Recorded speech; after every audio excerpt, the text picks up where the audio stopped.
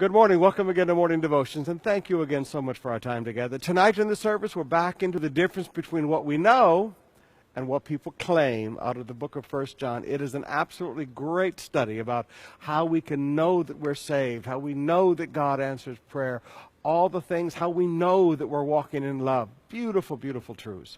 Right now, let's go back to the book of Jude, chapter 1, verse 3. Dear friends, although I was very eager to write to you about the salvation we share, I felt I had to write and urge you to contend for the faith that was once entrusted for all the saints. For certain men, not all preachers, certain men, whose condemnation was written about long ago, have secretly slipped in among you.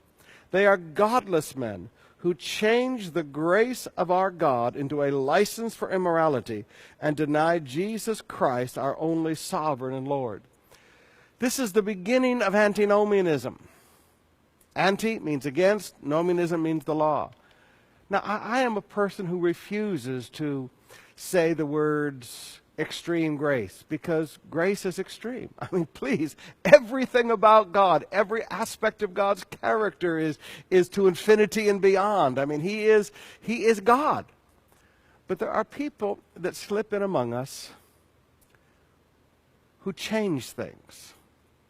And they deny Christ. No, Pastor, they claim they know Jesus. Yes, but the Bible teaches us about people who deny Him by their deeds, who deny Him by their lifestyle. Paul writes very strongly to his son in the faith, Titus, about that. They deny Christ by their actions. Now notice what these people do. They change the grace of God into a license for immorality. They change God's grace.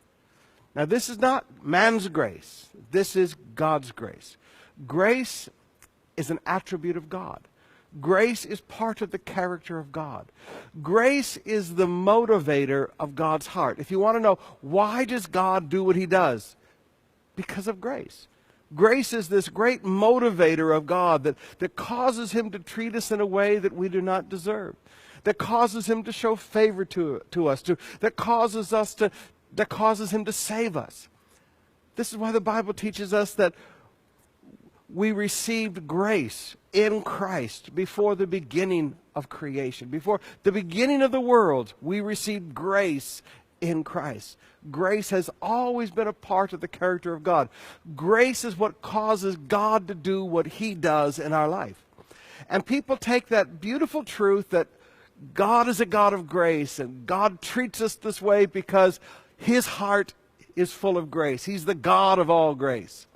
And they turn it into something that motivates them. Instead of something that motivates God, they turn it into something that motivates them, a license for immorality. I can do whatever I want because of grace. I can commit adultery and just tell myself that I'm saved because of grace. I can live in drunkenness. I can live in total sin and debauchery, and I'm still saved because of grace. Grace is what motivates God to do what He does. Grace is not what allows us to do what we want to do.